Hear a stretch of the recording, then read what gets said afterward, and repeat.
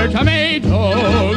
They'll beat you, bash you, squish you, mash you, chew you up for brunch, and finish you off for dinner or lunch. Munch, munch, dinner or lunch, munch, munch, dinner or lunch.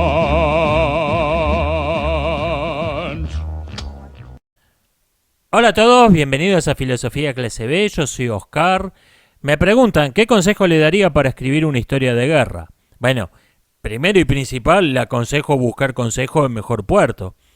Yo soy un escritor aficionado igual que usted. Eso es lo primero. Y segundo, le diría que depende mucho de qué clase de historia está escribiendo. No es lo mismo Rambo 15 contra los comunistas nazis que Sin Novedad en el Frente Occidental, aunque ambas sean historias de guerra. En una novela en particular en la que estoy trabajando, estoy teniendo mucho cuidado de no deshumanizar a nadie. Todo el mundo tiene que ser alguien. Nadie puede ser un saco de papas donde se clava una espada. Ningún personaje puede ser un poste donde se clava una espada. Todo el mundo tiene que ser alguien. Pero eso depende mucho del tipo de historia que estoy queriendo contar, del tono en que estoy queriendo contarla. Por ahí, si usted está queriendo contar la historia del muchachito que avanza matando minions y rescata a la princesa cautiva, bueno, ahí no, ahí los Stormtroopers, los orcos, tienen que estar deshumanizados para que al público le importe un bledo cuando los matan. O sea, no hay un consejo que tenga un valor universal. Me dicen que Katniss fue un personaje heroico femenino que no fue masculinizado. Hasta cierto punto es verdad.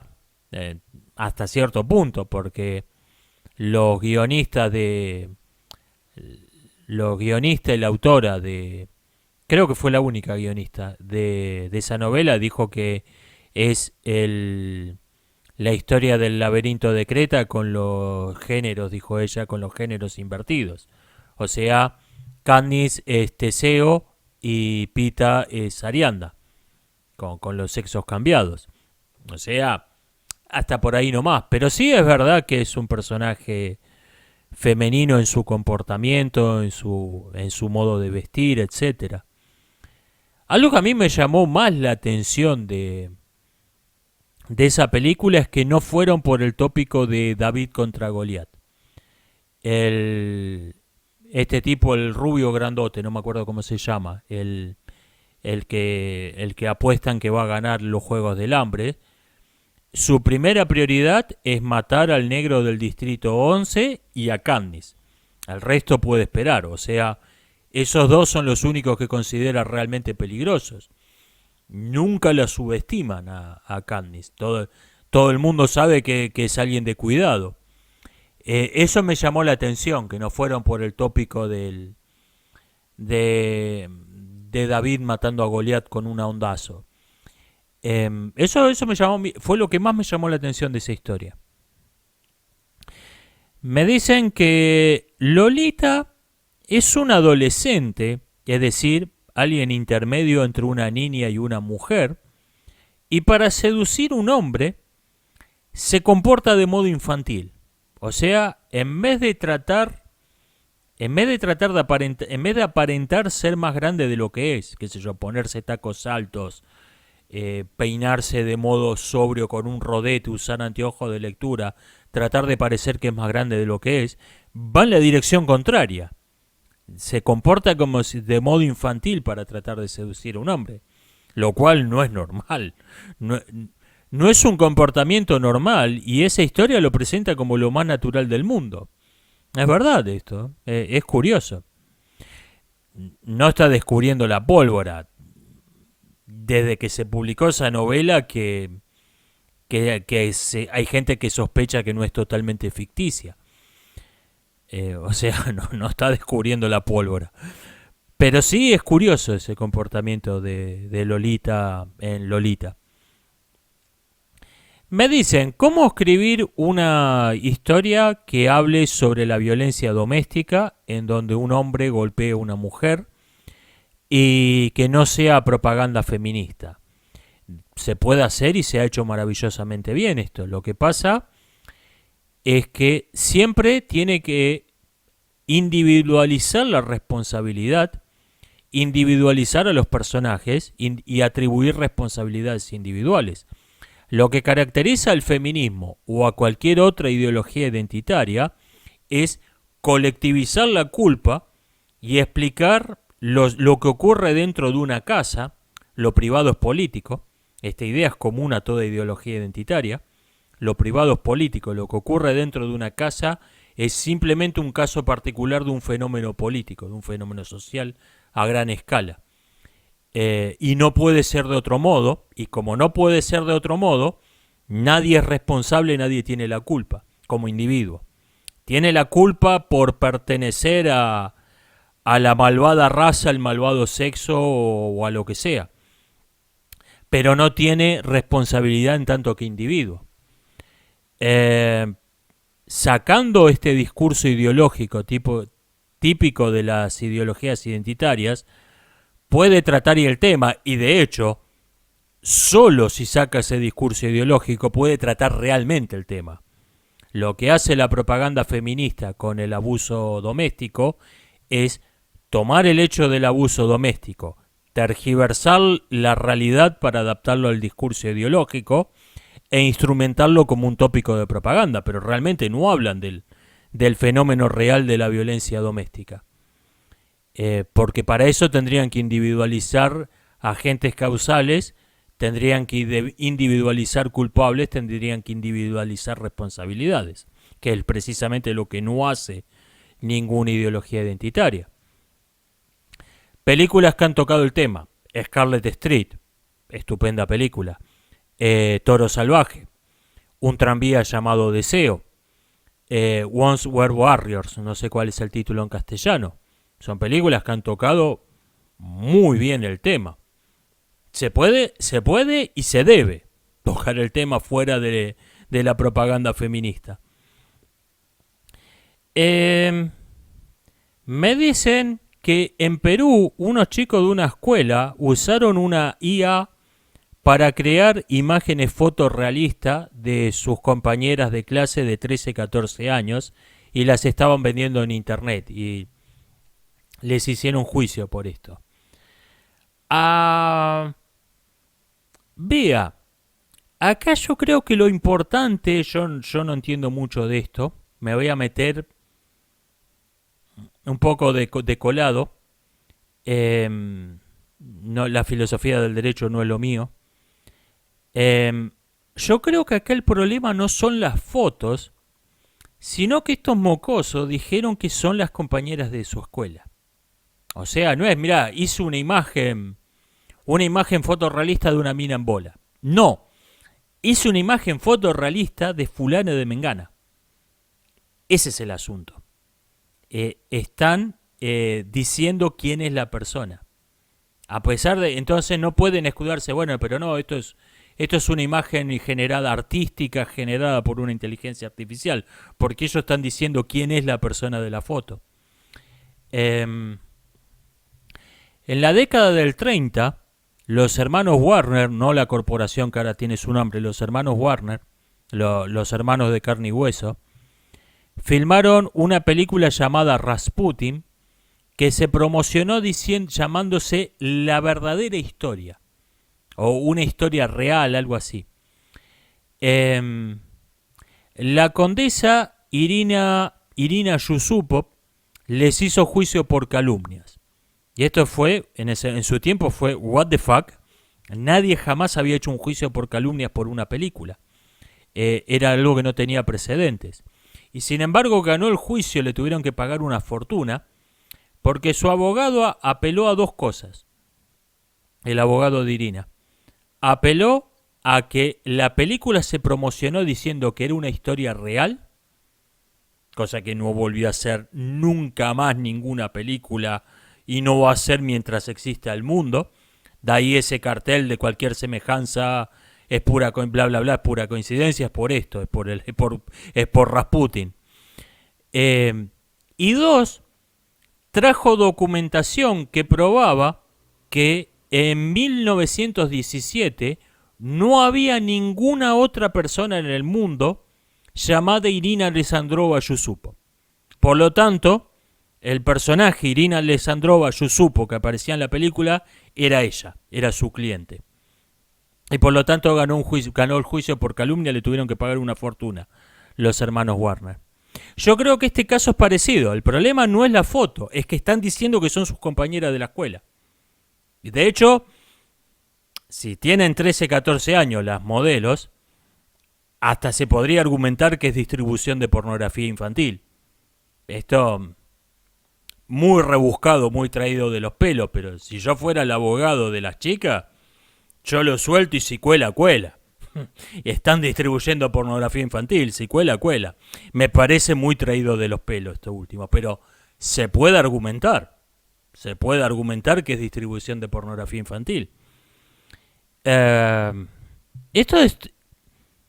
Estamos como era el cine en los 30, es algo nuevo y todavía no hay un marco legal. Dentro de 20 años va a haber va a estar este caso de esta chica en Perú. Va a haber 1000 casos y va a haber toda una jurisprudencia, y va a haber leyes, pero de momento es algo que apareció y ¿dónde encaja esto? Estamos al tanteo todavía. Me preguntan qué pienso del conflicto fronterizo con Paraguay. Me dicen que Paraguay movilizó tropas a la frontera. Sí, bajen un cambio. O sea, no, las guerras en el mundo real no son como las películas. ¿Qué dijiste de mi hermana? Esto es Esparta. No, es así. Ni siquiera en esa época era así. Los espartanos, los espartanos, los persas, tuvieron mandándose embajadores 20 años hasta que fueron a la guerra. Ni siquiera en esa época era así esto. Yo creo que la amenaza de que este virtual embargo del Río de la Plata, aunque no abordan los barcos paraguayos, simplemente le cobran un peaje, pero es un semi-embargo a Paraguay. Yo creo que la amenaza de que los pulsen del Mercosur a Argentina debería ser suficiente disuasión. Todavía no se llegó ni a eso. O sea, estamos a 10 años fácil de una guerra. No, se han movilizado tropas, no es chiste. Pero la amenaza de que Argentina sea expulsada del Mercosur debería ser una amenaza suficiente para que dé marcha atrás con esa medida. Medida totalmente desafortunada, injusta y absurda, propia de un gobierno de completos imbéciles, como el que tiene la Argentina en este momento. La misma gente que tomó esta medida de afectando a un país que no nos hizo nada, que no hizo nada para que tomáramos represalia contra ellos, es la misma gente que le llama a las narcoguerrillas a los pueblos originarios, que reivindican sus derechos ancestrales, a las narcoguerrillas financiadas por el Reino Unido. O sea, la misma gente que trata a los amigos como si fueran enemigos, trata a los enemigos de nuestro país como si fueran nuestros amigos. Las dos cosas son síntomas de lo mismo. Se llama estupidez. Las dos cosas. Tratar a los amigos como si fueran enemigos y a los enemigos como si fueran amigos son dos muestras inconfundibles de que uno es tanto un estúpido. Ahora, lo que creó este gobierno de estúpidos, creo que se podría aprovechar. O sea, ya que se creó una crisis diplomática sin ninguna necesidad, por lo menos Argentina podría aprovechar, antes de dar marcha atrás, exigir a los países del Mercosur y a los firmantes del Tratado de Libre Navegación del Paraná, Francia y el Reino Unido, exigirles que reconozcan públicamente que eso no son aguas internacionales, que Argentina permite que se navegue el Paraná, pero el Paraná es Argentina. Se podría aprovechar para obtener algo, por lo menos de lo que fue una completa estupidez hecha por un gobierno de completos imbéciles y traidores. Porque esto nunca estuvo demasiado claro, que, que el Paraná es territorio argentino, que no son aguas internacionales. Se puede aprovechar para que la gente que firmó ese tratado, los ingleses, los franceses, reconozcan públicamente que son aguas que son aguas jurisdiccionales de Argentina. Me dicen, me comentan el tema de que en México la Corte Suprema en un fallo dijo que un hombre puede quedar embarazado. Sí, vi que están haciendo memes con esto. El Picalibro sacó un video muy extenso, él sabe muchísimo de este tipo de cosas, hablando de este tema. Les hago un comentario, una preguntita. No un comentario, una pregunta. Esta gente, la Corte Suprema de México, que dijo de una mujer embarazada, o sea, están viendo de modo inconfundible que es una mujer. Dice que es un hombre, porque se lo ordenó el partido. AMLO y compañía le ordenaron, digan que es un hombre. Una mujer, digan que una mujer es un hombre. Entonces, una mujer es un hombre, dijeron, y lo firmaron, lo sellaron. Corte Suprema de México. Les hago una pregunta. Cuando esa misma corte, esa misma corte que dijo que una mujer es un hombre, el mismo partido político que les ordenó decir que una mujer es un hombre, les ordene que le llamen culpable a un inocente, o que le llamen inocente a un culpable, ¿ustedes qué creen que van a hacer? ¿Se van a negar? ¿Van a decir, no, eso es una mentira descarada, nosotros no vamos a llamarle culpable a un inocente de ningún modo? ¿O creen que van a obedecer? ¿O creen que la misma gente que le llama hombre a una mujer le va a llamar culpable a un inocente o inocente a un culpable? ¿Ustedes qué creen que va a hacer? ¿Qué creen que es lo más probable que hagan? Digo porque todo el mundo ve el ridículo de estos payasos grotescos y sin gracia, pero no ve lo peligroso. Ve el ridículo, pero cree erróneamente que son inofensivos. Sí, es estúpido, es absurdo, pero bueno, le llaman hombre a una mujer y que no le hace daño a nadie. ¿O que no le hace daño a nadie?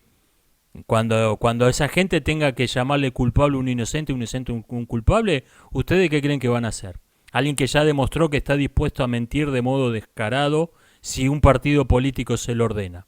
¿Ustedes qué creen que van a hacer? Este me parece que es el verdadero asunto. En California sancionaron una ley justo sobre un tema que yo había comentado en uno de los últimos respondiendo comentarios, no porque se estuviera discutiendo este tema en California, no sabía de esto. Por pura casualidad, que son, prohibieron los trailers engañosos de películas. Prohibieron hacer un trailer de una película que esté diseñado para engañarte sobre el contenido de la película. Maravilloso. Son un montón de progres pelotudos, pero en esto le doy la mano. En esto los bancos. Justo yo había comentado este tema en uno de los últimos, por pura casualidad, había comentado este tema creo que respecto de Barbie, de alguna película, que salió hace poco, hace un mes, ponele. A ver, ¿por qué promocionar una película de un modo que sería considerado publicidad fraudulenta si lo usás para vender cualquier otro producto, cualquier otro servicio, podés usarlo para vender una entrada del cine? ¿Por qué? ¿Por qué? No tenía ningún sentido. Bueno, ahora no se puede. Ahora es publicidad fraudulenta y te pueden poner una multa que te parta al medio. Bien. Bien. Repito, justo estaba hablando de este tema como un tema puramente abstracto. Justo sancionaron esta ley. Bien, los bancos por completo. No dejan de ser un montón de pelotudos de progres sin cerebro, pero en esto los bancos. Alguien le llamó la atención que le llamé dictador a Khrushchev. Si llamarle al pan pan y al vino vino. ¿Qué era? ¿Era un gobierno electo? Porque claro, el discurso es como que el único malo fue Stalin. Sí, seguro. Los gulag los creó Lenin, no los creó Stalin. Los gulags existían cuando Stalin toma el poder, simplemente los amplió. La única diferencia fue de escala. Los gulags los creó Lenin y los cerró Yeltsin. Y los cerró Boris Yeltsin después de la caída del comunismo. Los gulags existieron durante todos los 80 años que existió la Unión Soviética. Durante todos los 80 años, durante todos los gobiernos. Hubo dictadores que eran más entusiastas y dictadores más moderados. Fue la única diferencia, fue una diferencia de grado. Y cuando los comunistas se parten en dos, el ex general del Ejército Rojo Trotsky, quien siendo general del Ejército Rojo mandó gente a los gulags, estando exiliado en Estados Unidos, México, no me acuerdo, México seguro, pero no, creo que estuvo primero en Estados Unidos, no me acuerdo. Estando en el exilio, como sea, jamás dijo arrepentirse, che, mandé gente a los gulags, que tuvo flojo eso. Jamás dijo arrepentirse y jamás dijo que si derrocaban a Stalin los iba a cerrar. O sea, jamás. No ha existido jamás en ningún país del mundo un régimen que aplicó las ideas de Marx. No existió jamás un régimen marxista sin campos de concentración. Y sin campos de concentración desde que se establece el régimen hasta que cae. No existe y no existió jamás. No fue el malo Lenin, no fue el malo Stalin. Como ese discurso, por cierto, lo inventó Khrushchev. Esa propaganda de el problema no es el comunismo, el problema Stalin era malo, el comunismo está bárbaro. Esa propaganda la inventó Khrushchev. Me dicen que se imagina, después de leer un post que subí sobre el descubrimiento de un gas que es un indicador bastante probable de que hay vida en un exoplaneta, se imaginó unos extraterrestres viendo la Tierra diciendo en ese planeta hay alguien tirándose pedos. Este va a ser probablemente el primer contacto que hagamos con otros seres inteligentes. O sea, no es como nos lo imaginábamos de chico viendo películas de ciencia ficción. Venimos en son de paz. ¡Pra! No. Pero es... no necesitas escuchar ondas de radio. No necesitas que tengan radios. No necesitas ver indicios de civilización, construcciones, ciudades. Tenés que analizar la luz que pasa por la atmósfera. Es lo más visible a mayor distancia. Supongamos que hay alguien observando el sistema solar a 2.000, 3.000 años luz de distancia con un equipo ligeramente mejor que el nuestro, que le permita analizar la atmósfera de los planetas a esa distancia. Un poquito mejor de lo que tenemos nosotros ahora. Un poquito mejor que el James Webb. No mucho. No estoy hablando de una tecnología de ciencia ficción. Un poquito mejor. Este bicho ve que hay 4 gigantes gaseosos, 3 planetas que tienen atmósfera y una luna que tiene atmósfera y varios objetos de gran tamaño que no tienen la masa suficiente para retener una atmósfera. Probablemente no haría la distinción lunas-planetas. Esto tiene un origen histórico. Para un extraterrestre, la luna, el objeto que llamamos la luna, la Tierra serían 2 objetos del mismo tipo. Como esto lo defendía Galileo en su tiempo. Bueno, como sea. Esto tiene un origen histórico. Serían lo mismo. Hay 8 objetos que tienen una atmósfera en el sistema solar. Observa, viendo el reflejo de la luz, que los gigantes gaseosos están hechos mayormente de hidrógeno y helio y tienen pequeñas cantidades de amoníaco, dióxido de carbono y agua. Ok. Los 2 de los 3 planetas rocosos que tienen atmósferas y la luna que tiene atmósfera tienen unas atmósferas de dióxido de carbono y amoníaco y un poco de agua, pero no tienen hidrógeno y helio. Entonces, este observador, este astrónomo especula, estos son todos iguales porque todas las atmósferas de estos planetas no se formaron en el planeta.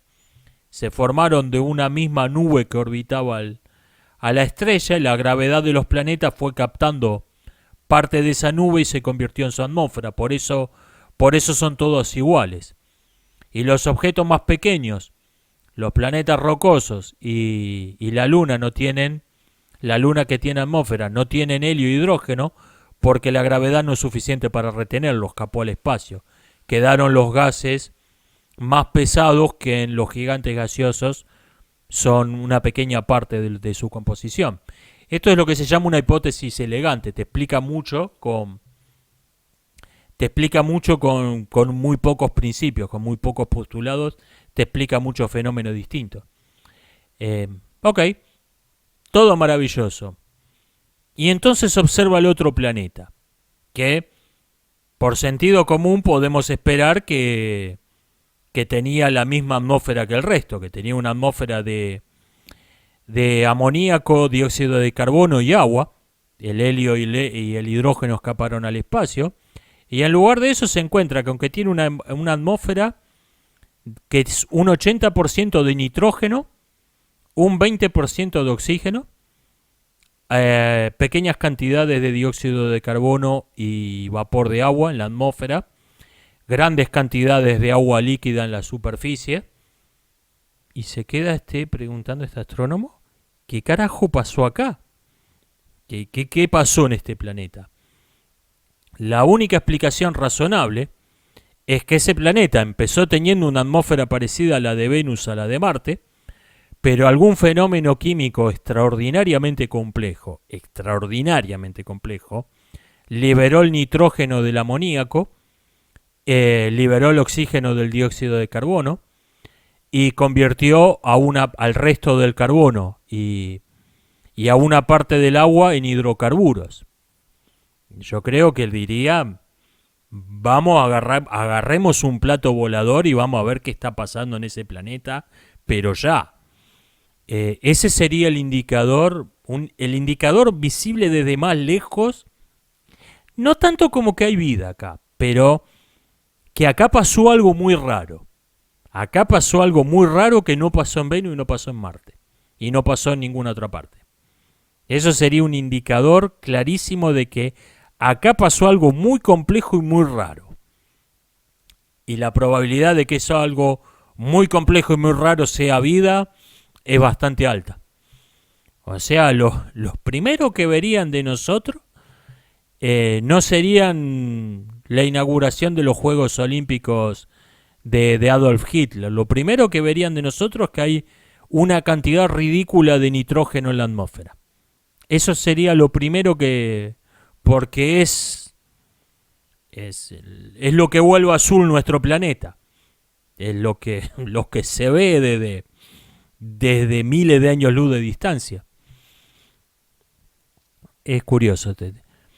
Pero sí, digamos que no es como nos imaginábamos un contacto con extraterrestre. Galileo decía algo muy interesante, porque nunca usó la distinción planeta-luna, le llamaba a los cuerpos que orbitan Júpiter, los llamó planetas medicios, por chupamedia de los Medici, y planetas porque le parecían planetas.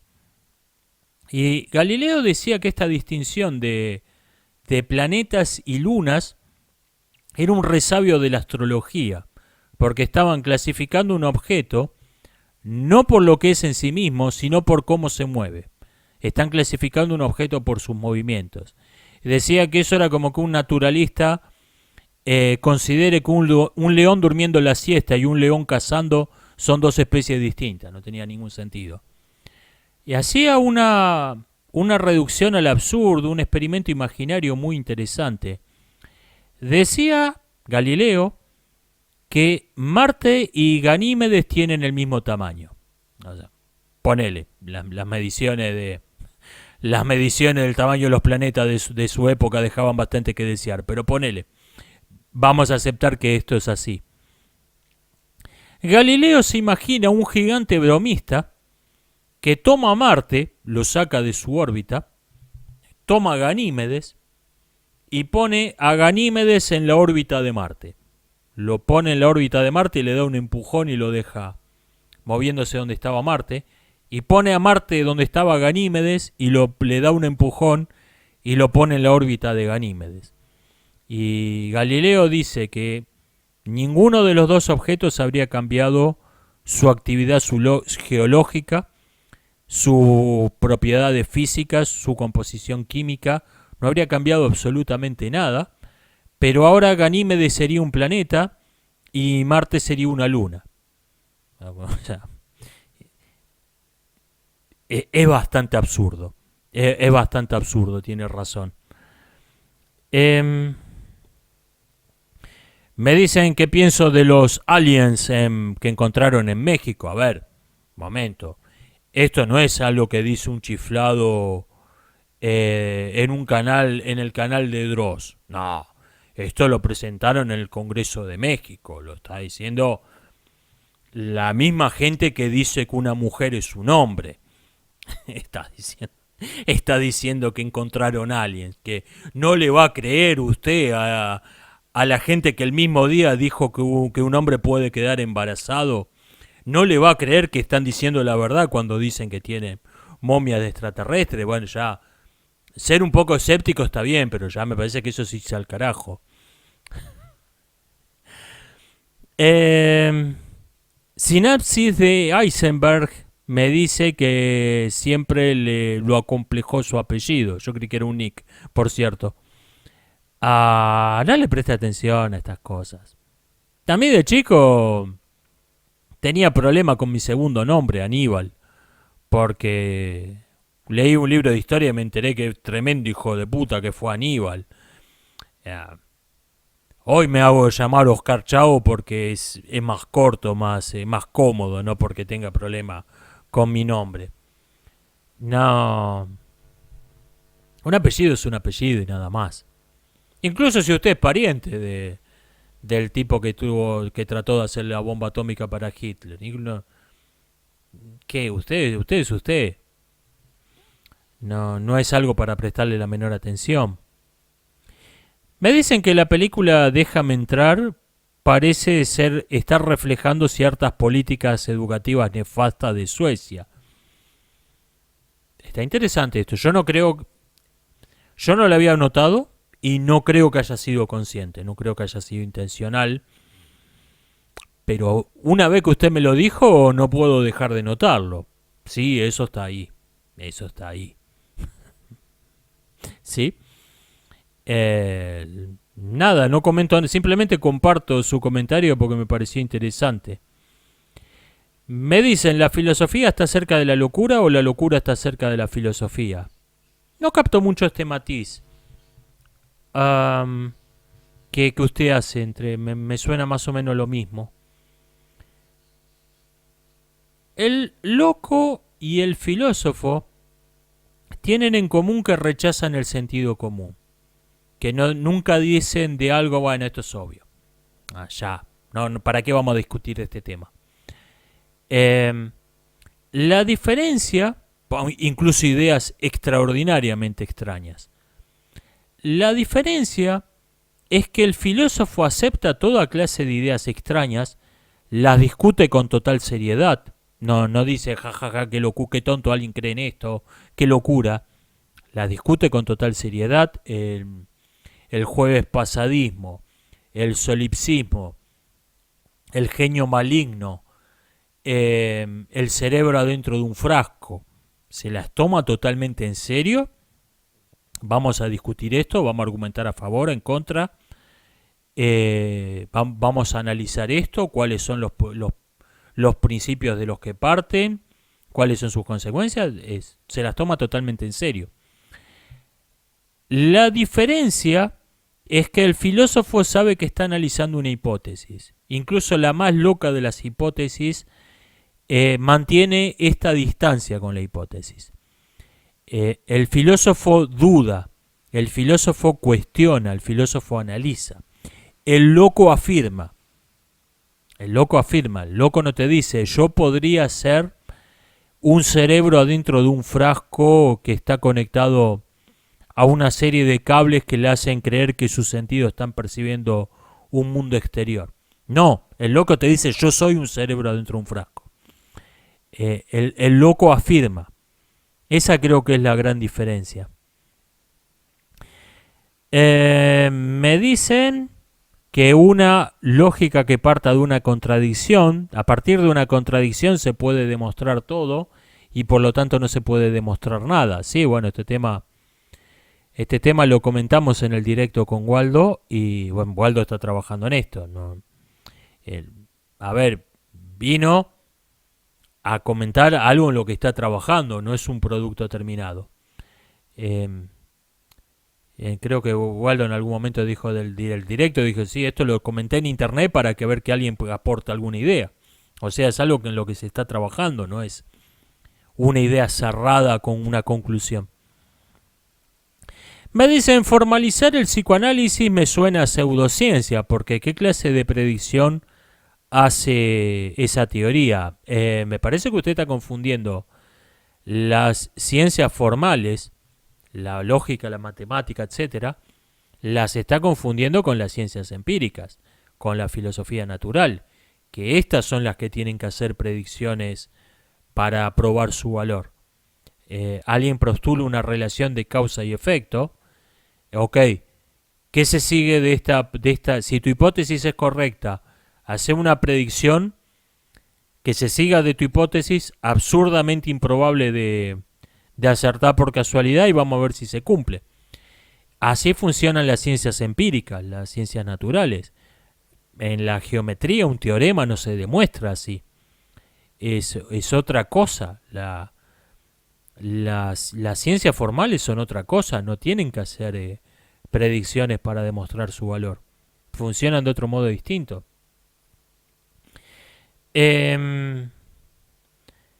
Alguien le llamó la atención que dije que el mejor criterio para saber si algo es ciencia de verdad es que tiene que haber pseudociencia. ¿Sí? Es totalmente contraintuitivo, pero... Y no es un criterio epistemológico, es un criterio práctico. Puede haber pseudociencia sin que haya verdadera ciencia.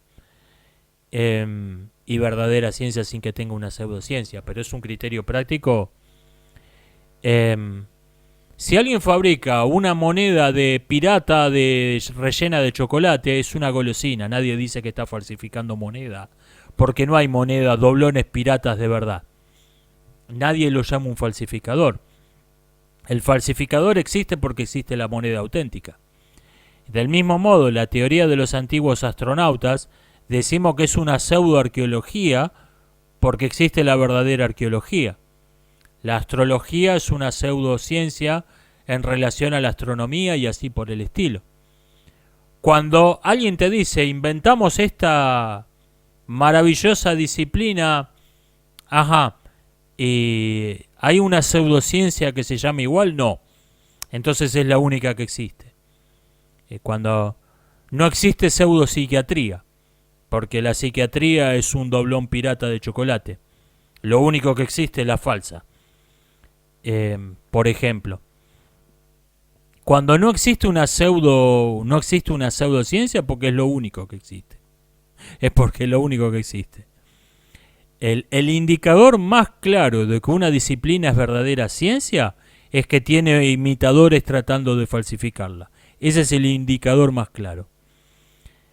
Me preguntan, ¿podría hacer un video hablando sobre la lógica de Copy? No por los próximos meses.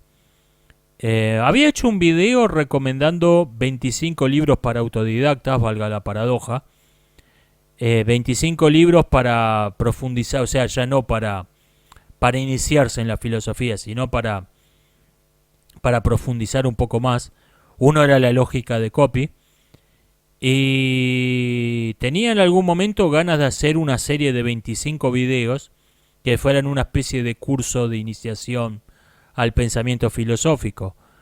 Es un proyecto muy ambicioso y que de momento estoy trabajando en otras cosas. No le puedo poner la energía que necesitaría un proyecto así. No lo descarto del todo. O sea, en esa serie iría un video sobre copy, iría seguro. De momento no estoy en eso. Me dicen que la idea de no ir a votar se vincula a un movimiento político llamado agorismo, que es de inspiración marxista. No, se vincula a un tipo de 48 años que tiene los huevos llenos de escuchar las mismas mentiras dichas por la misma clase de charlatanes hace décadas. Se vincula a eso, el que no hubiera a votar. Usted quiere ir a votarlo a Milei porque voy a terminar con la casta tiene miedo. Bueno, vaya, vótelo. No le estoy diciendo que no. No me estoy burlando de usted. Yo en el 98 lo voté a De la Rúa porque iba a terminar con esta fiesta para unos pocos. No tengo derecho a burlarme de usted porque yo fui igual de estúpido.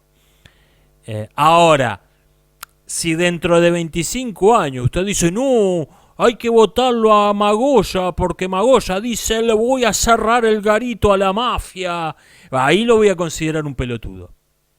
Si dentro de 25 años no aprendió, lo voy a considerar un pelotudo. Pero vaya, vótelo a Milei, dese el gusto. Que no espere que yo le crea a Milei.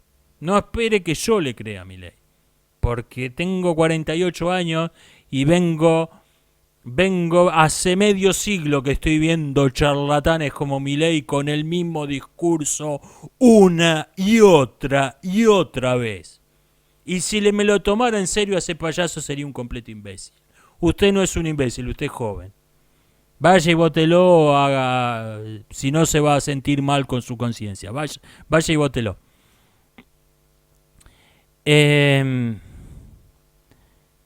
Me dicen que pienso de que Elon Musk desconectó Starlink mientras Ucrania atacaba a Crimea. Hay quien dice que es un traidor y hay quienes dicen que es un héroe. Yo creo que no es ninguna de las dos cosas, porque esa decisión no la tomó Elon Musk. Le ordenaron apagar esto porque los rusos lo van a considerar una acción de guerra de Estados Unidos. Si los ucranianos bombardearon Crimea con satélite norteamericano, lo van a considerar una acción de guerra. Lo que pasa es que salieron, los mismos que le dijeron apagá esto, salieron, es un traidor, ¿cómo se atreve a apagar Starlink mientras... en Argentina lo llamamos a hacer el circo esto, hacer el show. Yo hice circo cuando estaba en el sindicato, o sea, es como, el circo es como es el equivalente político de una pelea de lucha libre. O sea, vamos a salir al escenario, vamos a hacer como que nos peleamos, pero la pelea tiene que terminar así, porque así está en el guión. La política a veces hay que hacer circo. Me dirán que esto es mentir, sí. La política no es lo más limpio del mundo. A veces hay que mentir. Yo no creo que Elon Musk tenga el poder de tomar esa decisión y yo no creo que la tomó él. Yo creo que le dijeron apagá esto. Durante el bombardeo apagá esto. Y después hicieron el circo. Lo mismo que le ordenaron apagarlo, salieron. ¡Traidor! ¿Cómo se atreve? How dare you? Es un circo. Me dicen que la libertad sí implica que uno tiene que ser el causante por sí mismo de una acción. Bueno, entonces la libertad no existe. La libertad en ese sentido no existe. Contradice todo lo que sabemos de la física, contradice todo lo que sabemos del universo. Que algo pueda ser una causa que apareció de la nada. Contradice el principio de causalidad. Contradice el principio de conservación de la energía. Contradice todo lo que sabemos del universo. Si usted no acepta otra definición de libertad que esa, la libertad no existe, punto. La libertad en ese sentido no existe. Me dicen que aceptando que aceptando que la libertad no quiere decir que una acción no tenga causas. O sea, es otra pregunta, obviamente, de dos personas distintas. El agente causal, el que actúa libremente, tuvo una causa, ¿sí? Por ejemplo, el modo en que fue educado, largos etcétera. Y esas causas tienen que haber tenido a su vez otras causas, y esas causas tienen que haber tenido otras causas hasta llegar al Big Bang, ¿sí? Nada de esto invalida que haya actuado libremente, en el sentido de tomar una decisión, conocer las consecuencias de lo que iba a hacer y tomar una decisión voluntaria si yo quiero hacer esto. El problema con estas filosofías es que están tomando la libertad, que es un concepto jurídico, es un concepto legal y moral, y lo están tratando como si fuese un concepto de metafísica. Acá está el problema. ¿Sí?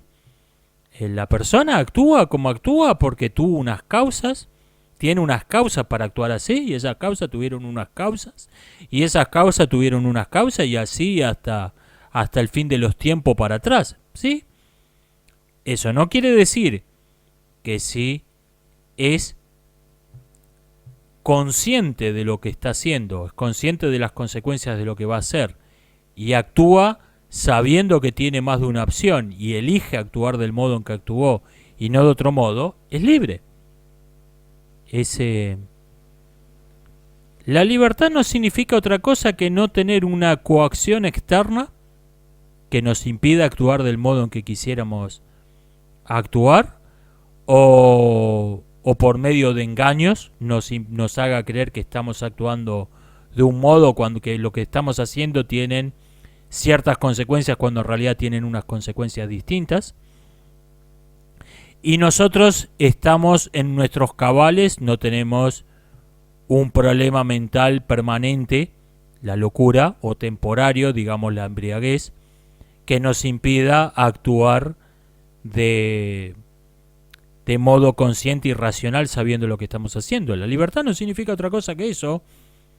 Y yo estoy bien con esa. Yo estoy bien con esa libertad. No quiero el poder de hacer milagros. El poder de producir. Voy a producir un efecto que no tenga ninguna causa. Nunca lo tuve, no lo quiero. Y jamás se me hubiera ocurrido por la cabeza que alguien podía desear eso si no hubiera leído escritos de filosofía donde parecen considerarlo un asunto muy importante. Por algún extraño motivo. Esto ha sido todo por hoy. Nos estamos viendo. Hasta la próxima.